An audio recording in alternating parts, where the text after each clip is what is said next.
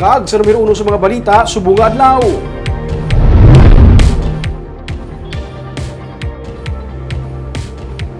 May kapin sa 900 ka mga job order workers ang natukiban nga wala sang specific na assignment. Ini man ang rason kung nga wala sila gin-renew. Luyag sang alkalde nga masiguro na ang tanan nga ginaswelduhan sa syudad nagaobra. Yaring report. May 894 tanan ka mga job order workers sumali sa nagligay nga tuig ang hindi mahibaluan kung sa diin nagkala-assign kag kung ano ang mga trabaho nila. Para malikawan nga may mga ghost employees sa Bacolod City Government Center, parayon na pag-issue sa mga ID sa tanan nga mga JO nga may mga QR code. Sa ID, mahibaluan kung sa diin ini sila mga na-assign nga departamento. Iniman ang magaserbi nga time in kag time out nila pero plano ni Mayor Abby Benitez nga makabutang sang automated daily time record para ma-monitor kung bala yara sa ilang mga assigned areas nagatrabaho ang mga JO. At the moment, amo pala na atong ginausar, but eventually you will have an automated DDR so that we would know exactly if they're working at their respective posts or not.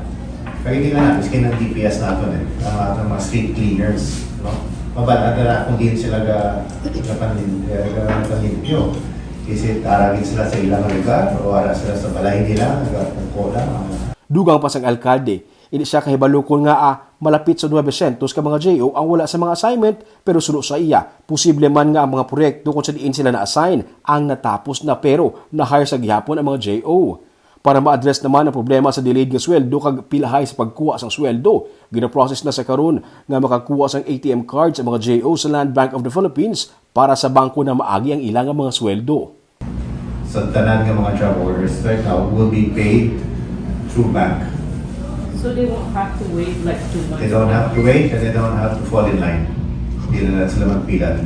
Starting this month, Mayor.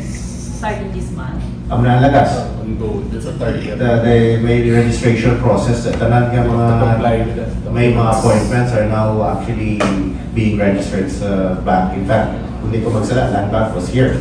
Yes. At the same time, they were getting their assignments. May 2,700 ka mga JO ang sunod sa karon kag ini naman sila ang may mga specific nga mga obligasyon.